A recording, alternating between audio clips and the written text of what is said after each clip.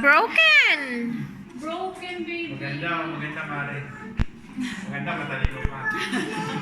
Miss Luzon. Miss Luzon. Parang ako. Siyempre, wala. Sarili ko eh.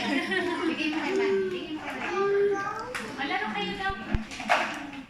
Bigay mo lang kay Man. Buti nga nakagupitan na ito eh. Kulay ka eh. Ano yan? Ba't kulay red Ay, yung... yung lipstick ko ngayon nila. Nag-podcast dati.